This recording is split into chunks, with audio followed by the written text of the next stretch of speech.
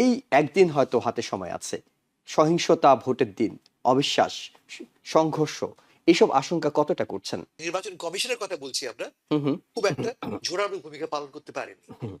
তারা একবার এক কথা বলছে, দুদিন পরে চাপের মুখে পড়ে সেই সিদ্ধান্ত তারা বদলাচ্ছে। একবার নয়, অনেকবার দেখেছি আমরা। আমাদের এটা ভুলে গেলে চলবে না যে বাংলাদেশে নির্বাচন কিন্তু খুব সংঘাতপূর্ণ নির্বাচন হয় unless there is a serious মানে কি বলা যায় যে কমান্ড এন্ড কন্ট্রোল। এটা আবার সন্দেহ, Exact. জি, সন্দেহ, অবিশ্বাস, সহিংসতার বিষয়গুলো চলে আসছে দলগুলোর পাল্টাপাল্টি যে অবস্থান। ভোটের দিন কেউ তাহাজ্জুদ নামাজ পড়বেন, কেউ ভোট থেকে থাকবেন, কেউ ভোটের হিসেব বুঝে আসবেন, কেউ ভোটের যদি কোনো রকম কারচুপি করার চেষ্টা করা হয় ডানা খুলে ফেলা হবে, নানা ধরনের কথা বলা হচ্ছে। এর মধ্যে আমরা আবার দেখছি কোনো বাদ পড়া প্রার্থী তিনি গিয়ে বলছেন ভোটারদের বাড়িঘর জ্বালিয়ে দেওয়া হবে। আবার যিনি প্রার্থী নন তাকে দেখছি যে মানবিক কারণে পান বিক্রেতাকে ২,০০০ টাকা দিয়ে চলে আসছেন, যেটি আসলে ভোটারদেরকে নানাভাবে প্রলোভিত করার একটি উপায়। এই একদিন হয়তো হাতে সময় আছে, সহিংসতা, ভোটের দিন, অবিশ্বাস, সংঘর্ষ, এইসব আশঙ্কা কতটা করছেন? তুমি যে সমস্ত ঘটনার কথা উল্লেখ করলে, আমি তাকে মনে করি বিচ্ছিন্ন ঘটনা। ওকে। এই জন্য বলছি আমি যে আমাদের দেশের রাজনীতিতে, ভোটের রাজনীতিতে এমন ঘটনা ঘটে, এটি আমাদের ট্রেডিশন। হুম হুম শুধু আমাদের নয়, প্রতিবেশী ভারতে, পাকিস্তানে, সর্বত্রই নির্বাচনকালীন সংঘর্ষ, অনিয়ম ইত্যাদি খুবই কমন একটা প্র্যাকটিস। আমরা রাতারাতি আমাদের প্র্যাকটিস ভুলে যাব না, রাতারাতি আমরা সোনার মানুষ হব না। হুম হুম কিন্তু কিন্তু আমি বলছি যে ভয়টা আমি তোমার স্বীকার করছি, অন্যত্র ভয়টা। ভয়টা হচ্ছে নির্বাচন যে ঘটতে যাচ্ছে, যারা নির্বাচনটা করবে, যারা নির্বাচন পরিচালনা করবে, তারা কতটা পরিশুদ্ধ হয়েছে, তারা কতটা আমাদেরকে সেই সুস্থ এবং প্রপার নির্বাচন আমাদের দিতে পারবে, এই নিয়ে সন্দেহ করার কতগুলি যৌক্তিক কারণ আছে। একটা বড় কারণ আমরা দেখতে পাচ্ছি যে নির্বাচন কমিশনের কথা বলছি আমরা, হুম হুম খুব একটা জোরালো ভূমিকা পালন করতে পারেনি। হুম। তারা একবার এক কথা বলছে, দুদিন পরে চাপের মুখে পড়ে সেই সিদ্ধান্ত তারা বদলাচ্ছে। একবার নয়, অনেকবার দেখেছি আমরা। সামান্য চাপ দিলেই তারা তাদের সিদ্ধান্ত পরিবর্তন করে। হুম। আহ, আহ, দ্বৈত নাগরিকত্ব নিয়ে তাদের অবস্থান খুবই দোটানা তারা ছিল। আহ, ঋণ খেলাপি নিয়ে দেখেছি আমরা, চাপের মুখে তারা সিদ্ধান্ত বদলাচ্ছে, তারা নিজেরাই বদলাচ্ছে। তারা জি, মানে প্রথমত সিদ্ধান্ত নেয় কেন, বদলায় কেন, দুটোরই কোনো ব্যাখ্যা জনগণ পান না। মানে ধরা যাক যদি 100টা সিদ্ধান্ত, ধরা যাক 100টা আপিল হয়েছে, হুম আপিলের পরে পরে দেখলাম আমরা প্রায় 75টাই কমিশন নিজেই তাদের সিদ্ধান্ত বদলাচ্ছে। হুম হুম কমিশন সিদ্ধান্ত দিয়েছে যে 100টা বাতিল, আবার যখন অ্যাপিল হচ্ছে, সেই অ্যাপিলের ভিত্তিতে এই কমিশনই আবার 75টাকে গ্রহণ করছে। তার মানে এটা কি, তারা স্বীকার করে নিচ্ছে আমরা 75% টাইমস আমরা ভুল ছিলাম। তারা নিজেরাই স্বীকার করে নিচ্ছে যে ভুলটা আমরা করেছি। ফলে যেই কমিশন ভুলে ভরা, সেই কমিশন আমাদেরকে কতটা ডেলিভারি দেবে একটা সম্পূর্ণ নিরপেক্ষ নির্বাচন, তা নিয়ে সন্দেহ থাকবেই থাকবে। হুম হুম। তবে আমি আবারও বলি, আমার আশার কথাটা বলি, আমরা আমরা এইবার কিন্তু আগের যে কোনো সময় চেয়ে অনেক বেশি আমরা ভিজিলেন্ট, সজাগ। ওকে।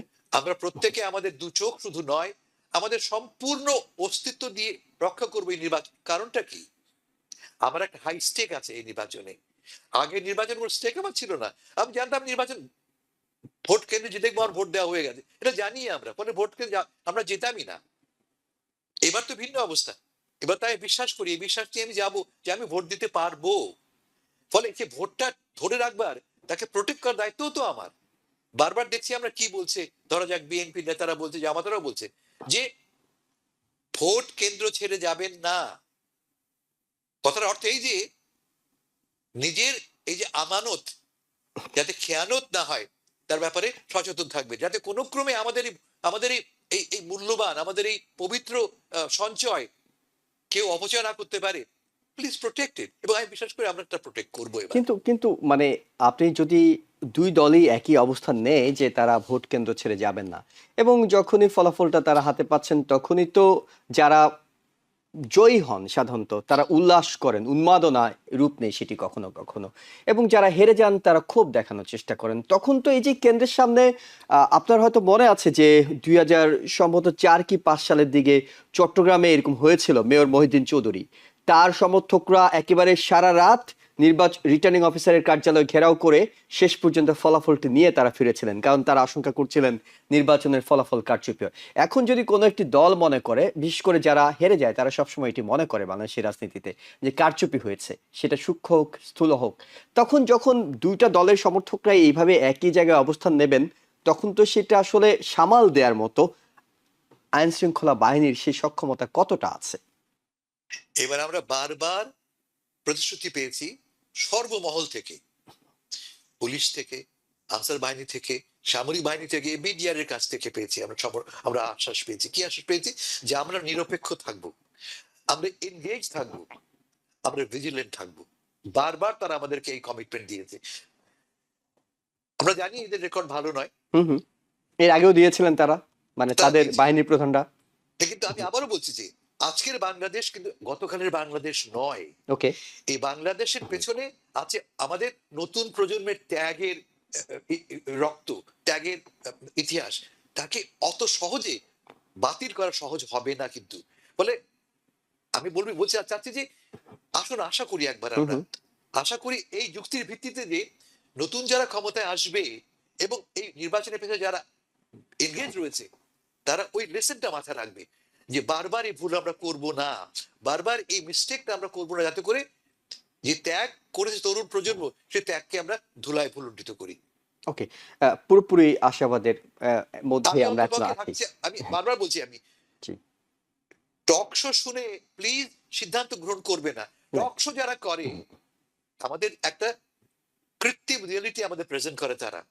আমরা দূর থেকে যখন দেখি বাংলাদেশকে, দেখি তো একটা সেকেন্ডারি প্রিজম দিয়ে, সেকেন্ডারি আয়না দিয়ে, কেমন, এবং আয়নাটা কি একটা খুব নেগেটিভ আয়না দেখতে পাচ্ছি আমি। সোশ্যাল মিডিয়া এবং টেলিভিশন বাংলাদেশের একটা কৃত্রিম বাস্তবতা আমাদের সামনে তুলে ধরছে, যার যার নিজস্ব মনের আয়নায়, মনের ভাবনায়, এবং সে ভাবনাটা খুব ভীষণ রকম নেগেটিভ।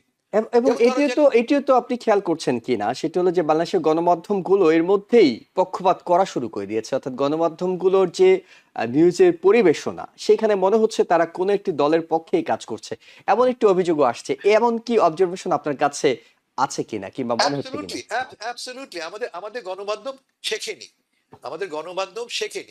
আমি আমার আর কথা শেষ করি আমি। তাতে এই যে নির্বাচন হবে না, এই গল্প তো আমরা শুনেছি, শোনো নাই? তোমার টেলিভিশন এবং এই সরকার ক্ষমতা ছাড়বে না।